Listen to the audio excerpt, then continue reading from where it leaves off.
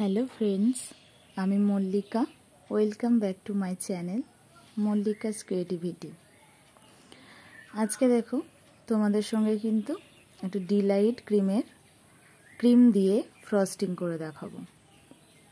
প্রথমেই আমি ক্রিমটা যতটা আমার লাগবে ততটা আমি ক্রিম কিন্তু বিট করে নিচ্ছি। যতক্ষণ না স্টিপ ফর্মে আসবে ততক্ষণ পর্যন্ত কিন্তু বিট করতে থাকবো। দেখো, এই কনসিস্টেন্সিটা তোমরা কিন্তু বুঝে নেবে যে তোমাদের কতটা সময় লাগছে। এটা কোনো নির্দিষ্ট সময় ধরে হয় না, এই সময়টা নিজেদেরকে একটু বুঝে নিয়ে করবে। তারপরে আমরা আমাদের যে স্পঞ্জটা রেডি করেছিলাম, এটা একটা ম্যাঙ্গো স্পঞ্জ 1 পাউন্ডের, সেটা এখন 3টে লেয়ারে ভাগ করে নিচ্ছি। স্পঞ্জটা কতটা জালিদার হয়েছে, কতটা পারফেক্ট হয়েছে তা কিন্তু দেখলেই বোঝা যাচ্ছে। বুঝতেই পারছো, এটা আমি 3টে লেয়ারে ভাগ করে নেব। এবং স্পঞ্জটা দেখো কতটা সফট হয়েছে, কতটা জালিদার এবং কতটা সফট হয়েছে, একটা পারফেক্ট স্পঞ্জ। তারপর আমি ফার্স্ট লেয়ারটা করে নিলাম ম্যাঙ্গো ক্রিমে। সাদা হুইপ ক্রিমের সঙ্গে আমি একটু ম্যাঙ্গো ইমালশন মিশিয়েছিলাম, এই কালার শেডটা এসেছে। দেখো, আমি ক্রিমটা ফার্স্ট লেয়ার দিয়ে নিলাম।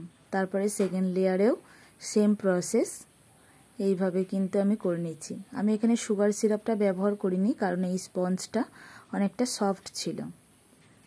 যখন স্পঞ্জ অনেকটা সফট থাকে তখন আমি সুগার সিরাপটা ব্যবহার করি না, কারণ কেক তাহলে অতিরিক্ত সফট হয়ে যাবে, তখন কাটিং করার সময় গলে গলে যাবে। এই স্পঞ্জটা সফট ছিল বলে তার জন্য আর সুগার সিরাপ ব্যবহার করিনি। তারপরে ক্রাম কোটিং।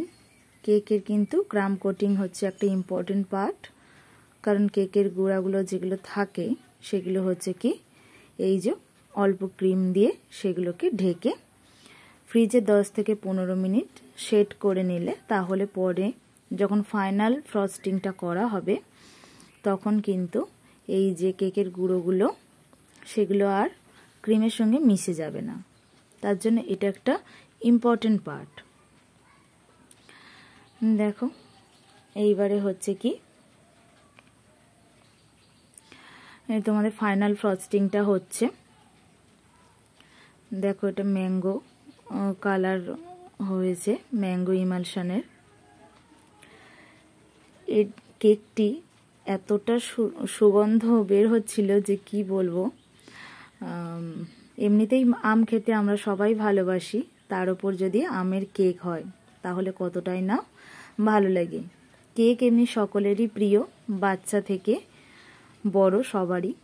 আর তার সঙ্গে যদি আমের ফ্লেভার হয়, আম তো আমরা সবাই ভালোবাসি। বুঝতেই পারছো, কেকটা যখন তৈরি হচ্ছিল ঘরে তো আমের গন্ধে একেবারে মমা করছিল। খুবই ভালো লাগে এই কেকটা, কিন্তু তোমরা একবার ট্রাই করতে পারো, খুবই ভালো লাগে। তারপরে আমরা নূরের N2 এই নজেলটা দিয়ে ফ্লাওয়ার করে নিলাম। খুবই সিম্পল ডেকোরেশন। দেখো, তারপর সাইড বর্ডারটাও কিন্তু সেম নজেল দিয়ে। এই নজেলটা কিন্তু নূরের N2। আমার মনে থাকে না তাই আমি বলতে পারি না, কিন্তু আজকে আমি মনে করে রেখেছি যে এই নজেলের নাম্বারটা শেয়ার করব বলে। দেখো, তোমরাও কিন্তু এই নজেলটা ব্যবহার করতে পারো। এই একটা নজেল দিয়ে কিন্তু অনেক রকমের ডিজাইন করা যায়। এবারে দেখো, যার কেক তার জন্য কিন্তু তার নাম লিখে দিয়েছি। এই কেকটা কিন্তু তার বন্ধুরা অর্ডার করেছিল।